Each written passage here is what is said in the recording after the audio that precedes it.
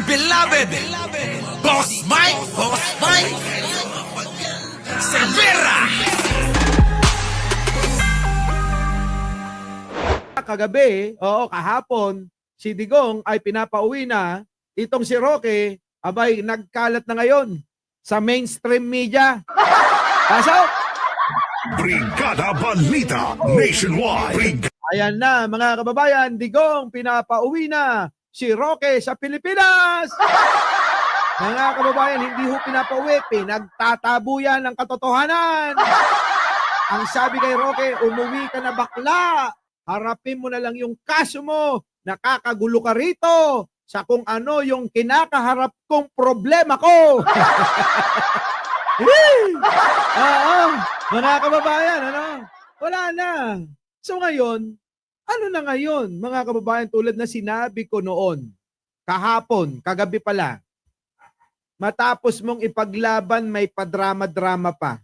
Matapos mong ipaglaban, lahat kinaaway mo na. Matapos mong ipaglaban, sukdulan, gumawa ka pa ng mga peking video para pasamain si Pangulo. Matapos mong ipaglaban, kahit si First Lady, winawarak mo sa mga fake news mo. Kahit na ano na ginawa mo, abay ang ending pala, ipagtatabuyan ka lang ni Digunyo. Ang sakit nun, mga kababayan, masakit yun. Sobrang sakit nun, mga kababayan ko. Ginawa mo naman ang lahat, di ba? Nilunok mo nga lahat.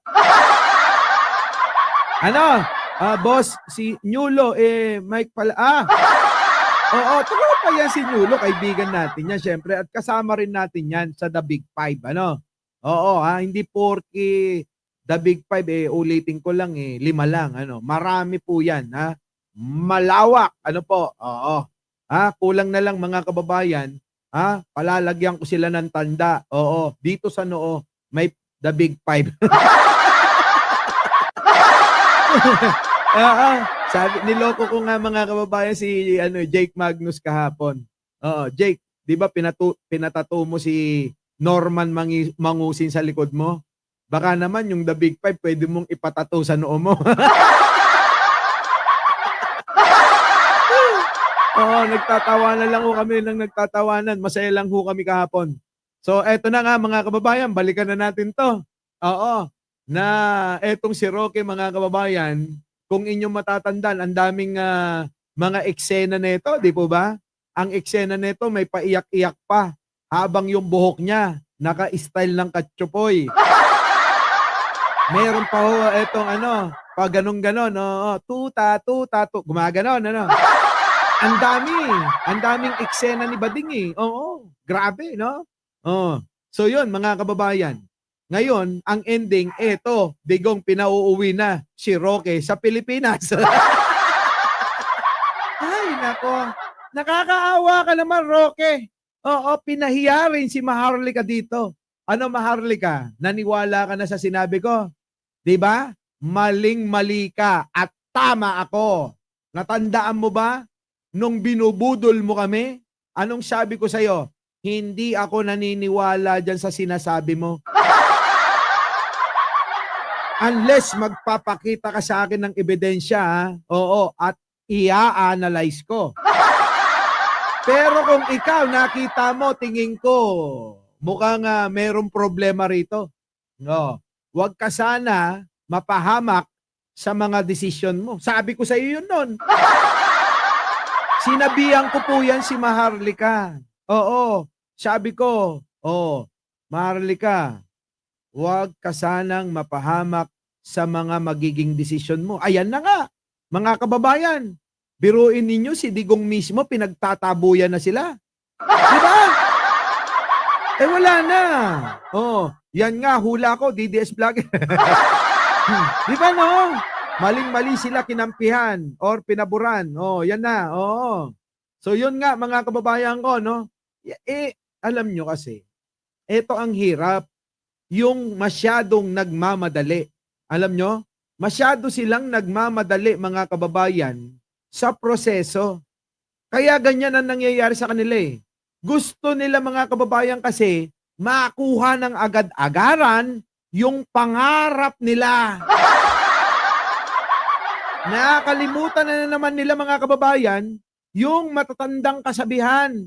Panahon pa ng mga ninuno natin, panahon pa ng mga Kastila at ni Rizal, sabi niya, ang tumakbo ng matulin kung matinik malalim. Kita nyo? Yan, sa kakamadali nyo, ano na pala nyo? Di po ba mga kababayan? Ang tumakbo ng matulin kung matinik malalim. So, ngayon mga kababayan, nakakahiya sila. Eto pa naman ang dalawang kritiko na kinaiinisan ng lahat dahil laging fake news yung dala nila. Di po ba mga kababayan ko? Di ba Bambina? Oh, yan. Kawawa naman. Oo, kawawa naman tong dalawa. Sabi ko nga sa inyo, kulang na lang. Ultimo ihi ni Digong. Lulunukin ni Maharlika at ni Roque. Ganun sila. Oo. Ganun sila kapanatiko kay Digong. Oo. Kulang na lang talaga. Kainin. Oo, ang etchas ni Digong. Oo. Alam nyo naman siguro yan mga kababayan, na ganun yung pagiging panatiko nila kay Digong. Sukdulan, gumawa sila ng kahit na masira lang ang gobyerno. Di po ba? Fake news dito, fake news doon, fake news dyan, fake news! Oo, kailanman. Ayan ang ending. Eto na, pakinggan na natin to, mga kababayan ko. Pasok! Bagong balita, Brigada Balita Nationwide. Brigada Balita Nationwide. Tinawag na crazy scheme ng lead counsel ni dating Pangulong Rodrigo Duterte na si Attorney Nicholas Kaufman. Ang plano ni Attorney Harry Roque na kasuhan ng Dutch government. Kita nyo mga kababayan ko, plano palang kasuhan. Sa bagay natalakay natin to kahapon, planong kasuhan ng Dutch government ni Roque mismo. Ay, nako. Hindi umano ito makatutulong. Lalo't humihiling ang kampo nila ngayon ng International Criminal Court na napagbigyan ang pansamantalang paglaya ni Duterte sa kanilang detention center. Ako, mga kababayan ko, nga, humingi nga kayo ng kapaboran. Tapos gusto nyo mga kababayan, abay, idemanda pa tong Dutch government, Oo, live to, hoy! Si Erico Banson nagtatanong kung live tayo. Tuloy! Paliwanag ni Kaufman, ayaw ng dating Pangulo na maging bahagi si Roque ng kanyang kaso dahil nakagugulo lamang daw ito. Alaka! Nakakawalang niya ka lang daw. Oo, Roque. Nakakagulo ko lang daw sa kaso ni Duterte. Kaya ano pang hinihintay mo? Mag-alsabalutan ka na! Huwag mong kakalimutan. Oo, yung wig mong mukhang basahan. Baka mamaya hindi ka makilala. Oo, pag umuwi ka. Hoy, Roque! Payo ko lang. Mag-alsabalutan ka na. Huwag mong kakalimutan yung wig mong parang basahan. Pwede ba? Oo, ikabit mo yan. Kasi pag hindi nakakabit yan, baka hindi ka makilala ng immigration officer. At yung mga pulis na dadampot sa'yo. Oo. Pwede ba yan? Paalala ko lang naman sa'yo. Oo, baka kasi makalimutan mo sa pagmamadali mo. Oo, di ba? Nakalimutan niya. Ano kaya itsura ni Roque noon, ano? Oo. Si Roque, mga kababayan, ayun. Oo, kalnot. Eto na! Pasok! Live to! Oy! Paulit-ulit yung mga nagtatanong na live to. Sa katunayan, sinabihan na daw ni Digong si Roque na umuwi na sa Pilipinas kung saan mas nababagay umano ang kanyang talent. Ay! Roque! Ayan mga kababayan ko, yari na si Roque. Oo. Sabi daw ni Digong, mga kababayan, umuwi ka na raw, Roque. Oo, dito lang daw sa'yo nababagay yung talent mo sa Pilipinas. Anong ibig sabihin nun? Masakit yun Biruin mo, pinagpilitan mo't isiksik yang mataba mong katawan dyan sa dahig. Hanggang sa umimpis ka na lang. Di ba? Mga kababayan ko, hanggang umimpis ka na lang. Anong ginawa ni Digong sa'yo? Abay, kaya kita mo, simpleng-simpleng banat, pero pag uunawain mo, masahol pa sa pinagtabuyang ka. Inapi ka ng husto ni Digong. Sa totoo lang, Roque, naaawa ako sa'yo. Inaapi ka ng husto ni Digong. Ay, kung ako sa'yo, banatang ko yan. Diba, no? Roque! Ay, wag kang pumayag. Roque, nang ginaganyan ka ni Digong, biruin mo, binigay mo na lahat, tapos gaganong-ganunin ka lang. Ay, wala, hindi pwede yan. Alam mo naman, di ba? Oo, pagkabading, hindi ganyan ang ugali. Di ba? O, nandyan ba si Mima? Oo, nanonood ba si Mima? Oo. Oy, Mima, magparamdam ka, magpayanig ka. Oo, wala si Aichang at saka si Arnold Lopez. Oo, ano sila ngayon? Honeymoon. Honeymoon yung dalawa. Eto na. Iwan mo na si Kalnot. Ito na. Si Roque na umuwi na sa Pilipinas, nagugulo lamang daw ito na maging bahagi. Paliwanag ni Kaufman, ayaw ng dating Pangulo na maging bahagi si Roque ng kanyang kaso dahil nakagugulo lamang daw ito. Ayaw daw, nakakagulo ka na raw. Oo, sa kaso ni Digong. Hindi ka ba naawa sa sarili mo? Maawa ka sa sarili mo. Kung may nang-api sa'yo, hindi si Pangulo. Ang nang-aapi sa'yo, si Digong. Bakit? Ano ba ang nagawa mong mabuti kay Pangulo? Sige nga. Kininamne. Unawain nyo kung sasabihin ko, mga kababayan ko. Tanong ko, anong nagawa mong mabuti kay Pangulo? Diba? Wala ka pang nagagawang mabuti. Pero welcome ka pa rin sa kanya. Pero kay Digong, kulang na lang kainin mo ang echas niya. Lunukin mo ihi niya. Anong ginawa sa'yo, Roque? Ayan, pinagtatabuyang ka. Yung tao na pinagtanggol mo, sukdulan, na ibenta mo na yung kaluluwa mo kay Kibuloy. Pero ang ganti sa'yo, ganyan lang. Umuwi ka na. Sa Pilipinas ka raw nababagay. Yung talent mo raw, dito mo na lang daw gamitin. Nga ang bakla. Grabe no? Ay, pasintabi po sa mga nag-aagahan, naghahaponan, nagtatanghalian, nagmemerienda. Opo ha? Oo, grabe no? Oo, sinusuka na. Sinusuka na ho itong si Harry Roque, mga kababayan. Pagbigyan ang pansamantalang paglaya ni Duterte sa kanilang detention center. Paliwanag ni Kaufman, ayaw ng dating Pangulo na maging bahagi si Roque ng kanyang kaso dahil Ayaw sa'yo, ayaw sa'yo. Mas masakit pa yan sa pagkaka-busted. Alam mo ba yon? Yung busted, pwede ka pang manligaw ng iba. Ngayon, ang tanong, kaya mo na bang bumaliktad? At kampihan yung taong walang ginawang masama sa'yo? Eto yan. Roque, makinig ka. Ganyan ang napapala ng mga salawahan. Kung naging tapat ka lang sa Pilipinas, di ba? Sa gobyerno ni Pangulong Bongbong Marcos, hindi ka magkakaganyan. Bakit? Kasi feeling mo, ganito yan. Dalawang lalaki, pinili mo, namili ka sa kanila, di ba? Akala mo dito kasi masarap siya. Masarap. Iniwan mo yung loyal, yung taong totoong nagmamahal sa'yo. O anong napala mo? Tapos, yung lalaki na sinamahan mo, sumama sa iba, pinagpalit ka. Matapos, wala ka ng silbi sa kanya. Nakakaawa, di ba? Ganun na ganun yung nangyari. Ang sakit nun, mga kababayan. Ang sakit-sakit.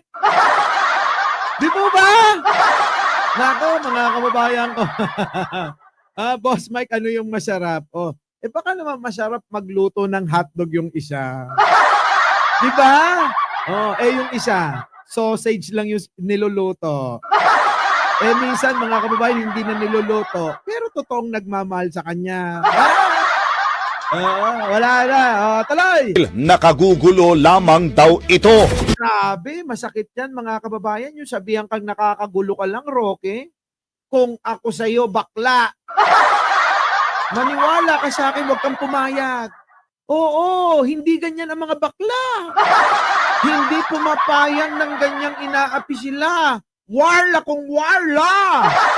Diba? Ay, warlahin natin yan. Hindi ako papayag. Humanda ka sa akin. Ganun-ganun yan mga kababayan. Oo, di ba?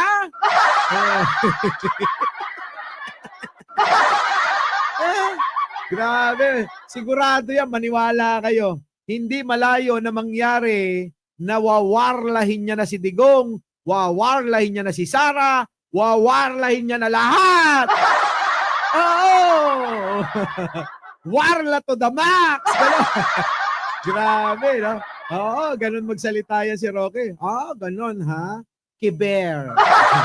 Kaya ganun yun, kiber. Basta, sige, ganyan kayo, ha? Humanda kayo. Gusto nyo ng warla? Go! Ganun yun, mga kababayan. Kita nyo naman yung mukha ni Roque, di ba? Sige. Sa katunayan, sinabihan na daw ni Digong si Roque na umuwi na sa Pilipinas kung saan mas nababagay umano ang kanyang talent. Ay, nako, sakit! Ito ang pinakamasakit, yung sabihan ka na umuwi ka. Oo, yan ang pinakamasakit sa'yo, Roque. Nasabihan ka na umuwi. Oo. Umuwi ka na kasi nababagay sa'yo, nababagay yung talent mo doon sa Pilipinas.